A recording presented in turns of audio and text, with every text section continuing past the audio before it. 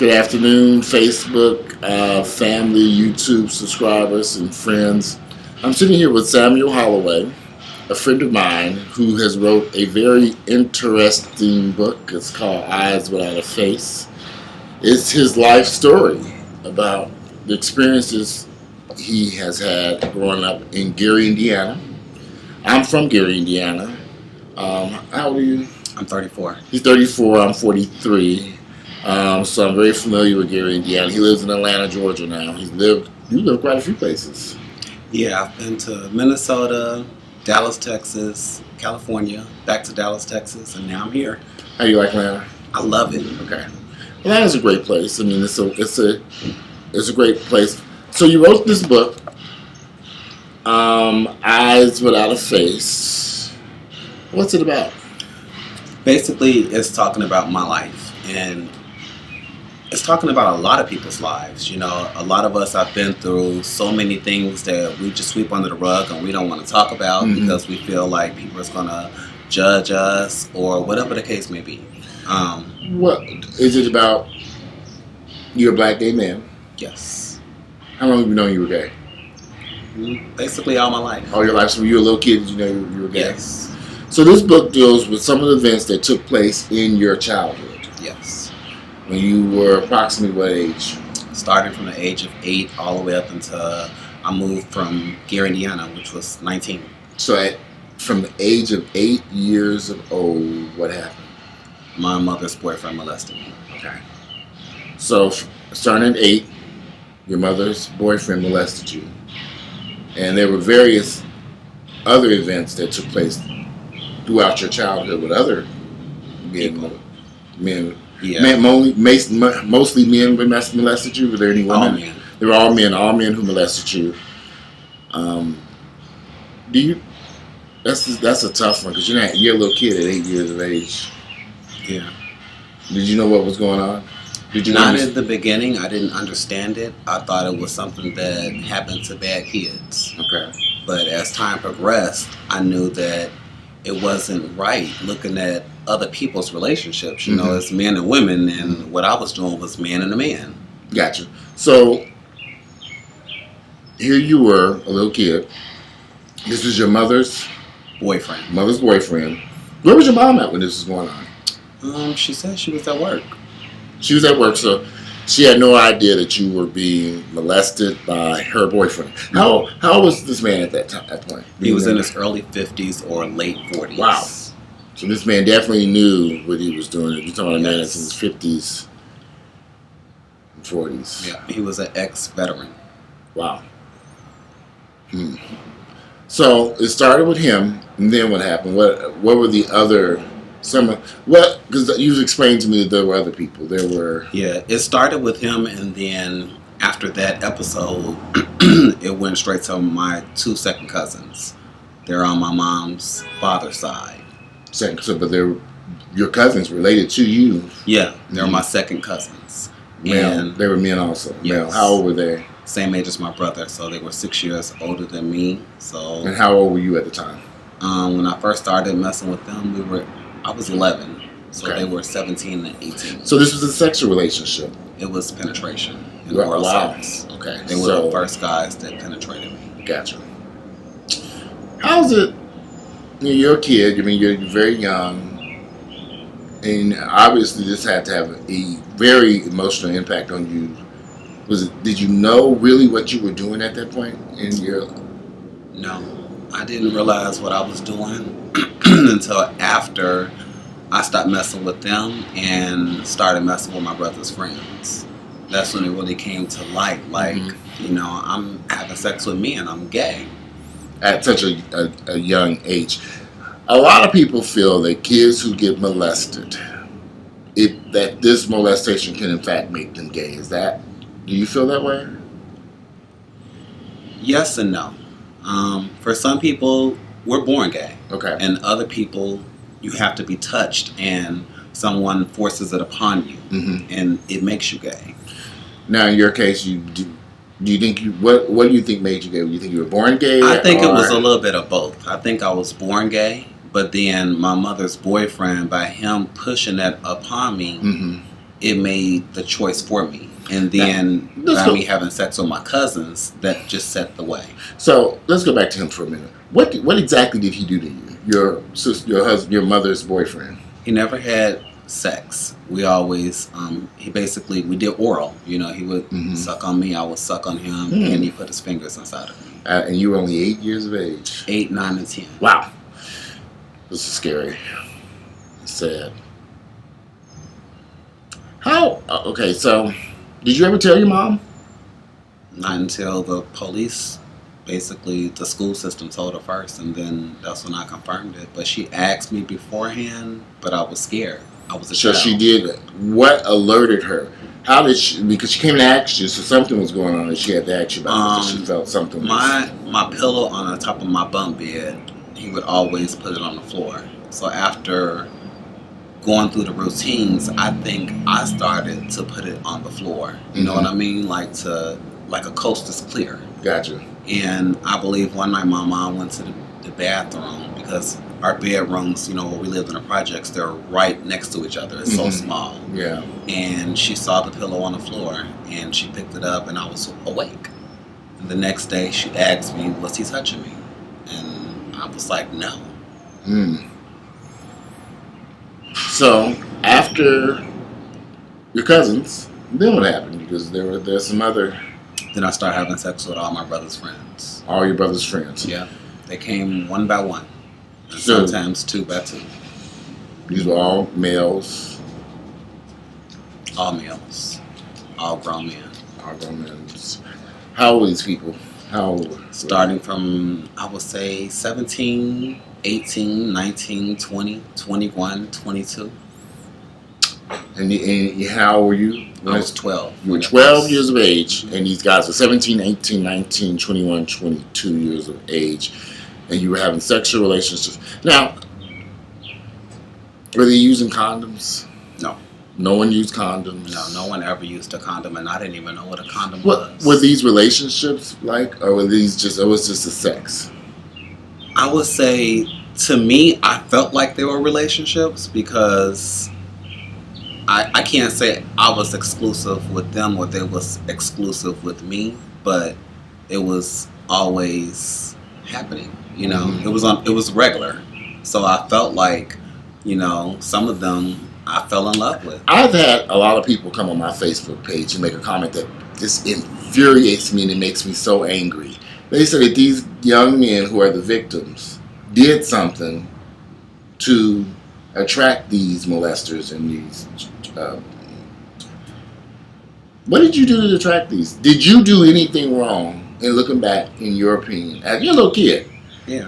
I mean, I hate when people make this comment, and I don't agree with this at all. But people, I've had this said so many times on my Facebook page that these kids want this type of behavior, or they want this type of sex, or they do something to attract someone to have sex with them. I don't get that. I don't know why people make this comment. So I'm asking you your opinion. I thought about that, and I realized that I was a child. I couldn't have did anything to provoke it, but they knew our history. They knew what was going on within my household. And by my brother always calling me a fag in front of everybody, that just opened the door. Now your brother, but he didn't know, right? Did he know that there was sex? Okay. No. All right. So these were his friends. Some of them were his best friends. Some of them were his best friends, and he didn't know? No. You never told him? No. Where was your mother when all this was going on? She said she was at work. Where was your dad? I mean, well, my father was on drugs, so I really couldn't even say where was he at.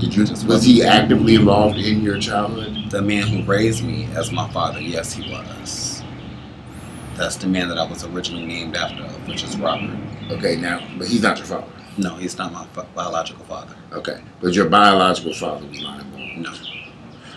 Do you ever blame your mother for any of this? When I first started remembering, I used to a lot. And then I had to realize that I really couldn't blame anybody but myself, because... But you're a little kid, so how can you blame yourself as a child? That's the way that I felt when I first found out. Okay. I felt like it was my fault because I should have spoke up. I should have told somebody.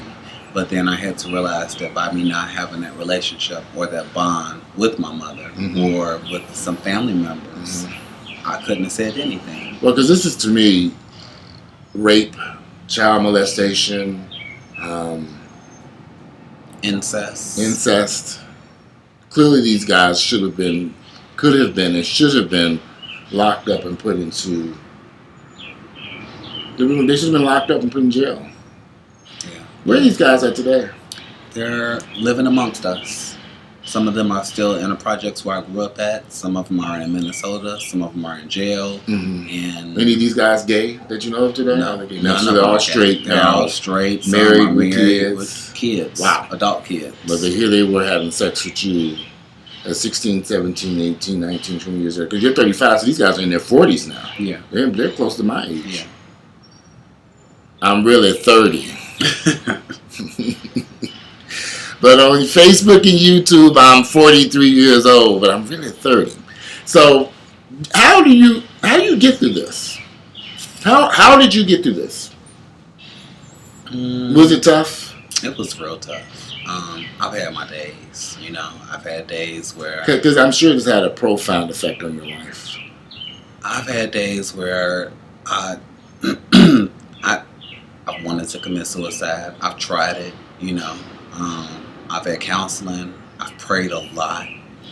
And I always just remember, there's always tomorrow. Everybody goes through something. I'm not the first person that's been through this, and I won't be the last. So I dealt with it. Ever seek psychological help? Yes. That's okay. That's good. Yes. Did it help? Yes. Okay. Yeah. And that's what made me... I think everything in my life happened for a reason. Because once moving here to Atlanta, I had already, sought help. But then moving here and going to the doctors here, they had so much other doors, to help me with. And seeing a psychiatrist, it really allowed me to deal with things that I didn't want to deal with. Now, you're 35 years of age. 34. 34. Are you HIV positive? Yes. Okay, so how long have you been dealing with that? A couple years. Did you contract HIV for any of this child molestation? None of this did not have an effect on your... Okay. So, at what point in time when this child molestation was taking place in your life did you all decide... You never told anybody? No. Never? Not until I was 21. 22 years of age. So from 8 years of age to... How long did this molestation take place in your life? 2 years. 2 years. No, 2 or 10 years? 2 for the... Well, with my mother's... I don't consider all of them the same. Okay, so 2 years per person, but I'm looking at... Not per person. I look at it as 3 different scenarios. 3 different scenarios. I look at it as my mother's boyfriend was one scenario. My cousins were a second, and my brother's friends were a third. Because in each point of my life, I was somewhere different. But this took place from 8 years of age through... Until I was 19. 10 years of your life. This is interesting. Again, we're sitting here talking about Samuel's book, Eyes Without a Face. This is his book that he wrote about growing up, dealing with child molestation, incest, and other issues.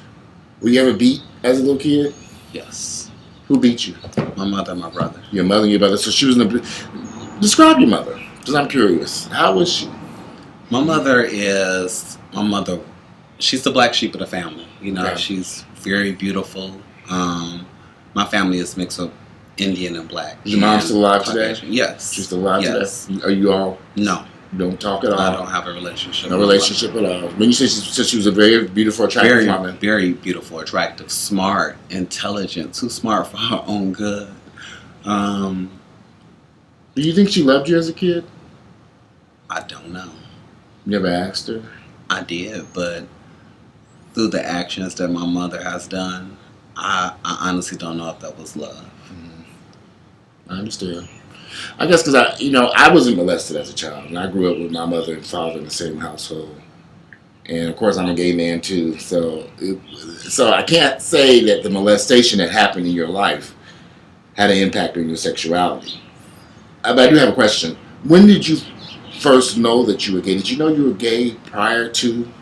I didn't know 'Cause what I knew- gay was. Okay. But I knew I was different coming Mhm. up because I was a kid and I would be, I didn't like to get dirty. Okay. So I was always playing with the girls and Mhm. I didn't play with the boys. I looked at the boys. So you say around preschool, maybe Yeah, kindergarten. it was earlier, Mhm. than that. But But your uncle, I mean not your uncle, your mother's boyfriend. a 50-something-year-old man coming in there giving you oral sex as a kid, do you think that was the thing that took you over the edge, you think? I think that's what showed me what it was. But Do you know any other kids in your age category that were molested? No other family members, no friends, no one in Gary, no one? No. What was your life like in Gary?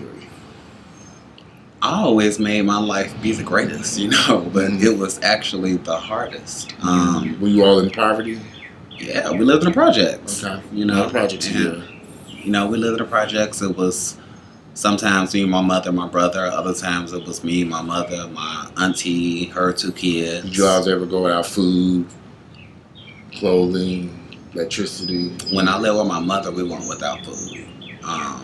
And by my auntie staying next door, I was always able to eat there. So you had an aunt staying next door to you. I had an aunt staying next door. I had an aunt staying across the street. You had relatives all around you, and My nobody great knew. uncle owned the projects. And nobody knew this was going on. No. I'm confused because now I guess I grew up in a household with 7. It was 7 of us. I had 5 sisters, 1 brother, uncles and aunts. People running around the household.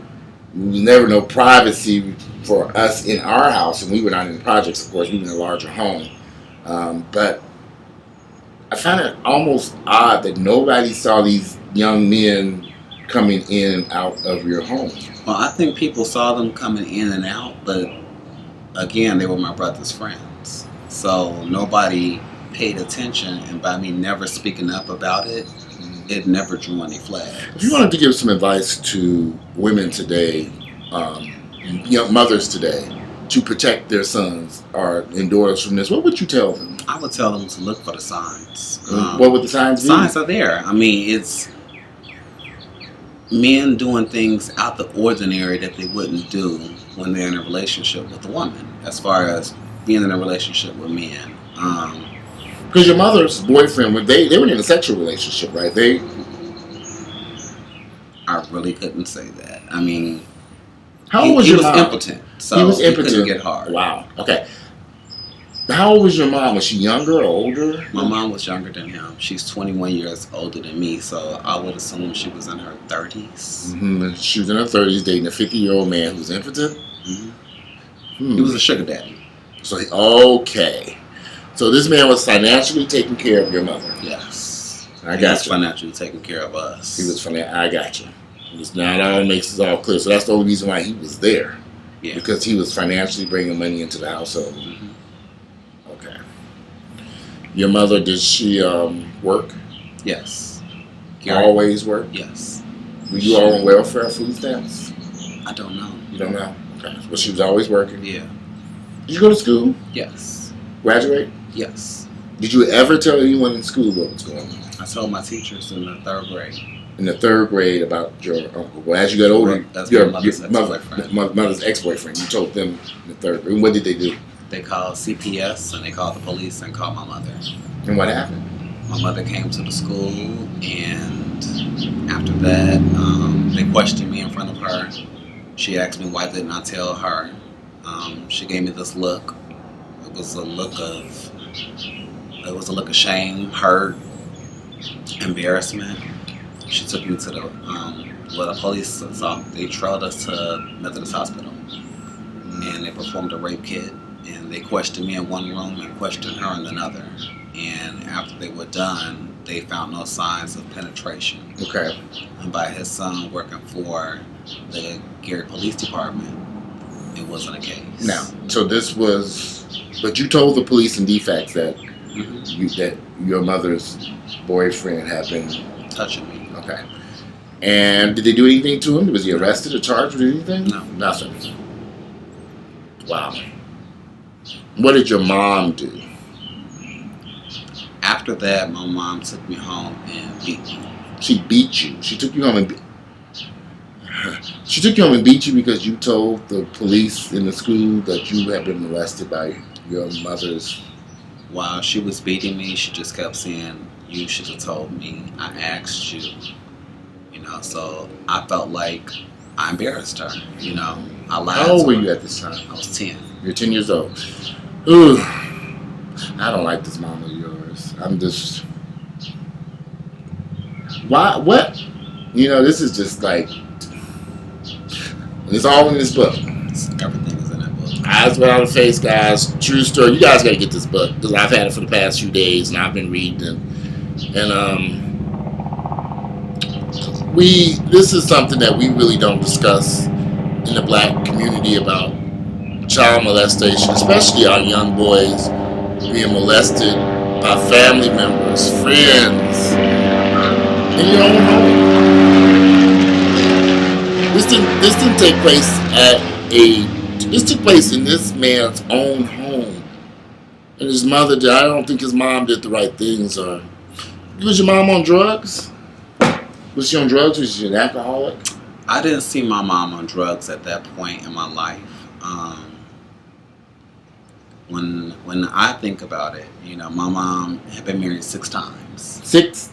Your mother had been married 6 times? 6 times, and twice to 2 of the people it was twice. Okay. Yeah, so it made 6 times total. Is she a stable person? What do you mean by that? I mean, is your mom, you're 35 years of age now, so 34. 34. I keep adding that extra year. I know. But I say stable. You've been around enough people to know, are they crazy? Are there mental issues? Did your mom have mental issues? Because I'm on the outside looking into this, and I'm thinking your mom was truly to blame for this. As a child, you don't know what to think. Mm-hmm. Now that I'm an adult, I feel that my mom was probably bipolar. Okay. So I felt that there were some mental issues there that she never sought help. Tell me about the guys. You said these kids were 17, 18, 19, 20 years of age. These kids are seniors in high school having sex with a 12-year-old kid. With a 6th grader. You're in the 6th grade? I was in the 6th grade. And they were seniors and juniors in high school. And some of them were out of high school. Mm-hmm. Some of them were grown. Some of them were grown. What kind of sex were you guys having? Anal sex. You having anal sex? Oral sex. Were these relationships? I think I asked you that once. Yeah, I felt like so. You guys were kissing. You were. I didn't kiss all of them. I kissed some of them. So do you think? So did you consider these guys as boyfriends? No, I've never looked at them as boyfriends. What did you think they were? They were just sexual partners. It was just sexual partners. Did you enjoy the sex? For the most part, yeah. I was getting paid. They were paying you to have sex? They were giving me money. They were giving you money. Okay. I can't say it was specifically for the sex act. Mm-hmm. I say that, again, they knew what was going on within my household. Okay. They seen that my mother did not provide for me the way that she's supposed to provide for her children. So. Did you ever fall in love with any of these guys? Yeah. You were in love with these guys. Mm-hmm. So in your mind, a little kid, you're having sex with them. They're taking care of you financially. They're giving you money, clothes, shoes.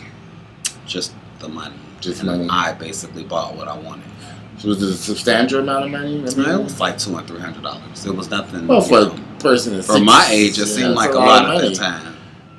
Were they working? Did they have jobs? They also drugs. They also drugs. They're all thugs. So in gangs, were they thugs? Very much thugs. Because I have a theory about these gangs and thug members. These gangs, I've always felt a lot of these guys are undercover homosexuals who live and reside and live in these gangs. So these were thugged out, gun-toting gang members. Murderers, shooters, hanging out on the street corner. Guys that you probably would never in a million years guess were molesting a kid and the 12-year-old kid. Mm-hmm. Okay. There's a lot about the black community that we just don't discuss. How did you get the courage to write this book? I was almost killed. You was almost killed? 2 years ago in Dallas, Texas. And when I was in the hospital... I want to say this. It takes courage to write and tell this story about your life that you put into this book? Because I don't think a lot of people, because I have a lot of friends who've been molested, and I don't think they're going to do what you did here. And I think I have to say that I'm blown away. That I want to thank you for even approaching me about discussing this and helping you get this out in the open. But 2 years ago, you said you were almost killed in Dallas, Texas, and what happened? When the doctors had considered me legally disabled. I was partially paralyzed, and as I sat on my hospital bed, you know how you had a talk with God. Mm-hmm. So you're talking with God. So you do believe in God? Yes. Very religious person? Very. Go to church every Sunday? I don't go every Sunday. I just start going. But Gotcha. Do you think God protected you throughout this crisis? Yes. Man. I feel like I have an angel over me. Because you were in abusive relationships. Yeah, I've been through too much not to have God protecting me. You were raped. I felt like, yes. Stabbed. Yes. Shot. Yeah. You've been through a lot. I've been through a lot. And I feel like, he allows his strongest soldiers to go through the worst battles. And it's to help somebody else. Gotcha. It's basically... Well, honey, you definitely helped me because you opened my eyes to... I knew about this type of stuff. But when I read your book and talked to you, it's just amazing. And I just pray and hope that people can open their minds and hearts and try to understand what you went through. Yeah. Because, I never went through something like this. So I had to sit down and and read this book, and I haven't finished all of it, but I've read enough, quite a bit, and it's all just tough. How did you make it through that? Faith. As tiny as a mustard seed. Faith and prayer. You ever seen any of the people who molested you? Do you ever see any of them today? I've seen 2 of them within the last 2 years. Did you talk to them? We had words, and basically it was the same thing. It just made me feel like I was a child all over again. It was, what's up, how you doing, what you doing later on, you're coming back to the hood, let's hook up. It's been a while since I've been to Gary. So Gary, Indiana, when I was there, I grew up there in the 70s and 80s. You were there, what, in the 80s and 90s? 80s and 90s. So what year was it when you were in the 12th grade? I mean, not 12th grade, the 6th grade. What year do you think that was? Was it like 90? Was it 90-something or 80-something? I don't remember. What year were you born? 78. So we would say, 1988, 1989 is when I was 89. Okay. 1989, when all this... Hurricane Hugo, specifically, I remember that. Okay. I moved to Atlanta in 1989. So it was 1989. So this is something that took place in the 60s and the 70s. This is something that took place from 1989 up to 1997. Yeah. Actually, 1998. I graduated in 97 and I left in 98. Wow. And the last person that I had sex with was October of 1998. 1998. You graduated high school in 1998. 1997. 1997. And you were still having sexual relationships with these men. I was. So these men were now in their 20s. They were in their 30s and early 30s and late 20s. Yeah. Yeah. Because the person that I had sex with, he is, I would say, a good 8-9 years older than me. Because he was older than my brother.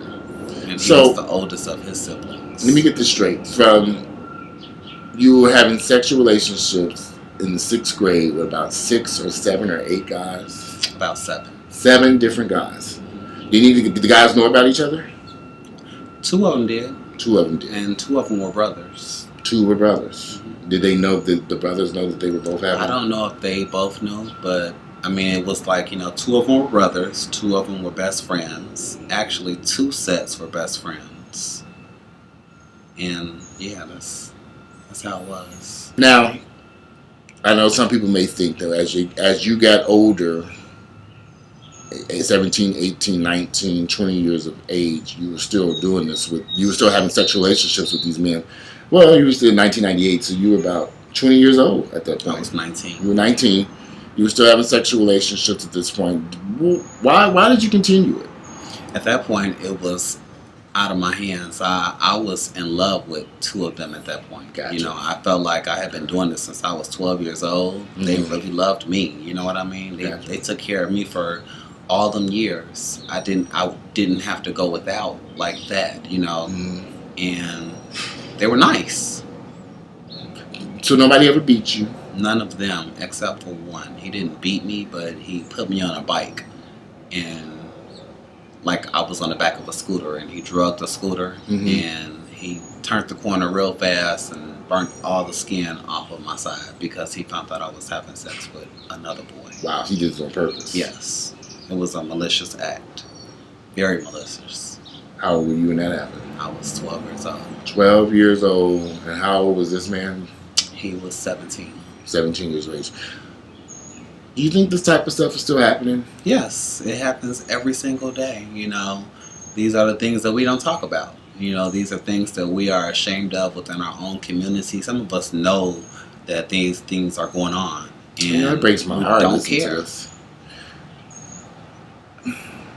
Can this be prevented in any way? Yes, by speaking to your kids, having that conversation with them, having that bond, having that relationship. Because if you have all that, your child is going to come to you and tell you anything. You know, I didn't have that, so I didn't have that chance. You ever talk to your parent? I know you don't talk to your mother, but what about your father? Is he still part of your life today? Both of my fathers are a part of my life. Do you think if your mother and father had been married as a couple in the same household, that this would have taken place? Do you blame them at all for any of this? That's hard to say. I mean, were they good parents? Couldn't have been good parents. My mother was not. No, I cherish my dad. My dad was on drugs, but I cherished him. I still cherish my dad to this day. Is he still alive? Yes. Okay, so your father's still alive. What about your grandparents, uncles, aunts? Anybody? Was anyone around that you could have went to? And looking back, I had an aunt that was around, but again, I was a child, and the way that things were set up, as far as them telling me not to tell anybody, Mm-hmm. me being scared. Well, you were afraid to tell anyone. I was basically threatened, you know. Okay. So no, especially with your mom beating you at 10 years of age. I didn't tell anybody, and I didn't really trust anybody like that to tell anybody. Eyes Without a Face. How can they get a copy of this book? You can go on my website, or you can go on Amazon. My website is www.samuelholloway3.com, Mm-hmm. or you can go on Kindle. Kindle has you can get a Kindle version. A Kindle version. So they can order it today if they want to read it right now. They can go right on. You can read this today.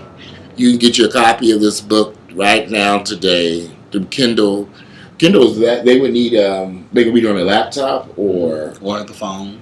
Oh. And if you're on Kindle, you can read up to 3 chapters for free. Okay, that's interesting.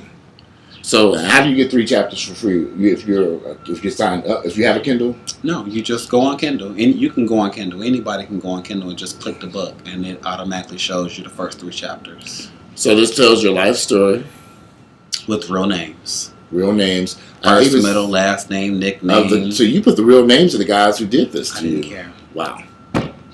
You know how you feel like somebody has taken a part of your life? Honey? I wanted to take a part of theirs. I don't blame you. You did the right thing. Y'all need to read this book. Read it. Go order this book today. Eyes Without a Face. Samuel, thank you for talking with me about this. Is there anything else you want to say? Basically, I just want to make sure that people don't take this book as a bash book. You know, just because I did use real names. So don't buy the book just because you want to see if your baby daddy is in there. You know, this book is to help all of us. It's a book to help us heal. It's an educational book. It's a book to make you aware. You know, it's my story, but it's so many other people's story. You'll be amazed at how many people has gone through what I've been through. I wasn't the first person. I'm not going to be the last person. Can people reach you through Facebook? You can definitely reach me through Facebook. I'm on there as author Samuel Holloway III. Or you can reach me on Twitter at SPH_3. Or you can reach me on... You have an email address? Redmond, REDMOND 1997 at yahoo.com, and Instagram, SPH_3. How's your life now? My life is great. I'm happy. I'm content where I'm at. You know, I feel good about what I've done, the accomplishments that I've had in my life. I don't regret anything. It taught me a lot.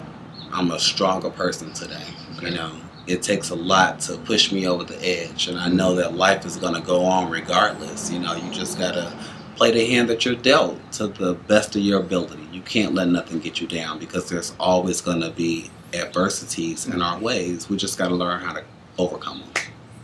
How's everything going with HIV medicines? And I'm good. Undetectable? I'm undetectable. Good. Doing all the right things. Everything. You in a relationship now? Just got out of a relationship. Just so you're single, huh? Very. How is that going? It's going good. I mean, I'm content within myself. You know, I don't need nobody to make me happy. I understand. You know, but I understand that it's good to always have somebody by your side. Are you looking for somebody? No, I'm not looking. Not right now. No, somebody will find me. I got you. That's fair enough. Well, again, I want to thank you for. I'm glad you. You know, a lot of people I get a lot of negative flack on Facebook and YouTube for some of my videos and stuff, and I don't think people realize that my heart is in. When I first heard this story, I was like, I gotta talk to him. I was actually afraid to call. I said, but I gotta contact him and say I really want to talk to him about this story and see if we can sit down and talk about it, because I'm intrigued by this and sad. It breaks my heart to see a little kid going through this. But again, I don't want nobody to look at the story as a pity party. You know what I mean? Mm-hmm. It's not for you to feel sad. It's to empower, to help. It's for you to become aware. You know, aware. It's for you to build that bond with your children if you don't have that bond, or if you do, make it even stronger so your kids can come to you about anything. Because this story is about our kids. It's not about me anymore. It's about the next generation that's coming behind me, because it consistently happens. You know, we always hear about it on the news, in the media, you know, and it's like, what are we doing to stop it? Mm-hmm. So this is going to help you help somebody else. It's going to open up your eyes. It's going to make you become aware. Guys, eyes without a face. Samuel, thank you for talking with me. Thank you. Make sure you guys get in touch with him. Go on Kindle. Get this book and read it. And let's see if we can change some lives and get help out there for people who need it, who have gone through the life experience that Samuel's gone through. Well, thank you for talking with me today. Thank you. I'm glad. Give me a hug, because I how I feel about this. Thank you. Thank you. Bye, guys. If you give us some feedback, what you think about today's video. Get in touch with Samuel. I'm gonna post some stuff so you all can have some information to get in touch with him and order the book. And guys, thanks for watching today's video. And I just want to say thank you. And thank you.